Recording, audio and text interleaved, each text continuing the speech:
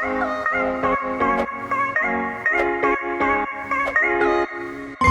there are other states who have no state income tax. So that's one way to reduce your taxation, is by moving to a state where they don't have a state income tax. So that's gonna obviously help you with that. In fact, I know a lot of New Yorkers who are moving to Florida because of that. You know, especially after COVID, when everything has become more virtual, people can work from anywhere. This has become much more apparent.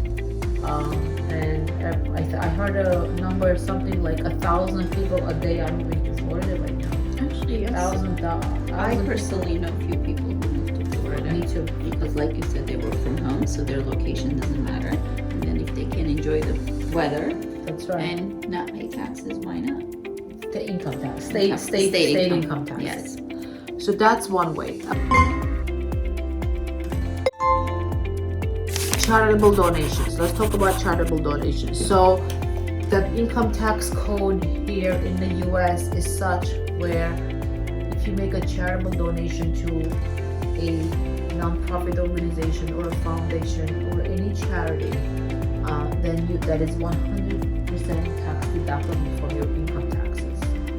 So oftentimes people are very passionate about different charities or different causes, and it's basically, look at it this way: if you make a charitable donation, you're going to reduce your income tax bracket, for example, sometimes.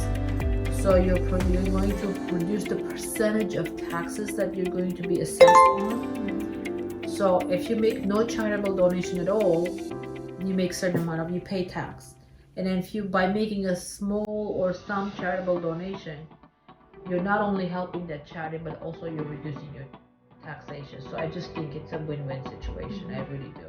So let's say instead of paying like 20% taxes, you might end up paying maybe like 18 or 15%. Exactly.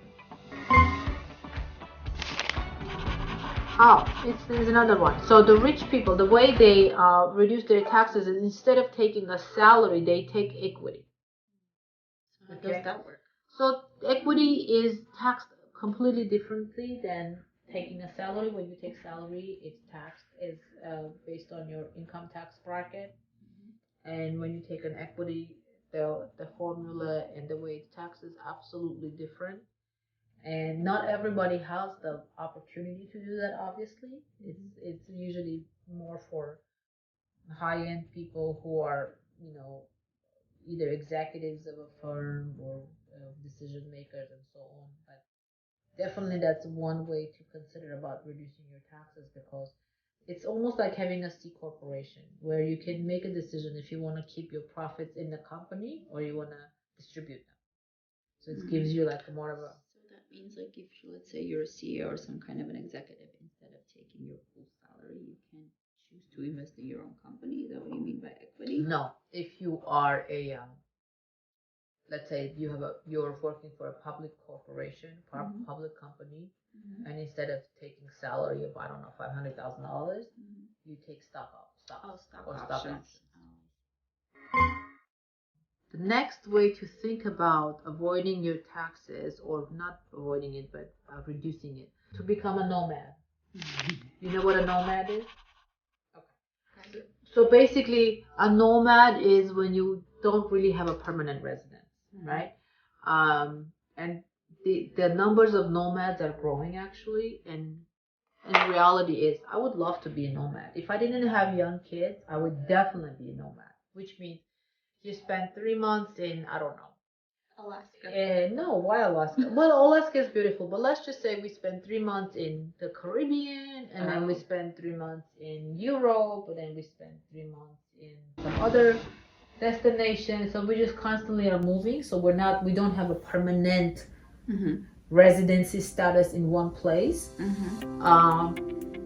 And as a result, you don't have to pay taxes. So unfortunately for US citizens, as long as a US citizen or a US resident, it doesn't matter if you live in the US or not, you still have to pay taxes. So this doesn't apply to US. I thought it was if you live at least 6 months in US, you pay taxes.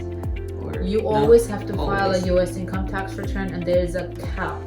I believe last time I checked, it was 140,000. If you're making less than 100 or so thousand a year, then you don't have to pay taxes to the U.S. government if you're making more than you do. But everyone has to file a tax return. Whether you earn the income here in the U.S. or not doesn't matter. If you're a U.S. citizen or a U.S. resident, permanent resident, whether you live here or not, you still have to file a U.S. income tax return.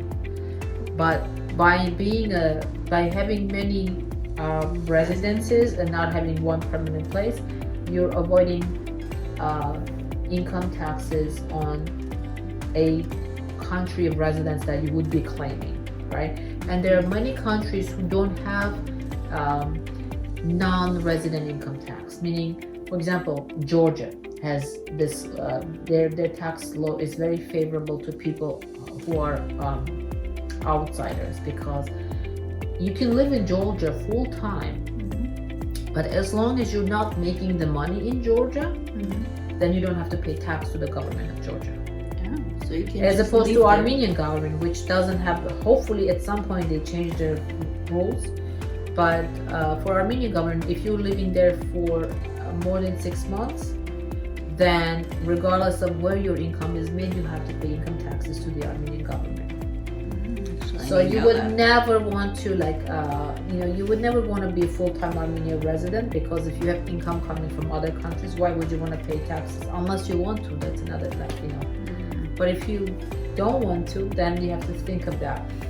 But yes, becoming a nomad and having different residences in different countries will basically avoid you paying income taxes to one country of residence, because you don't have a country of residence. Because typically to have a country of residence is you have to live there for a period of time, and it typically usually is 6 months or more.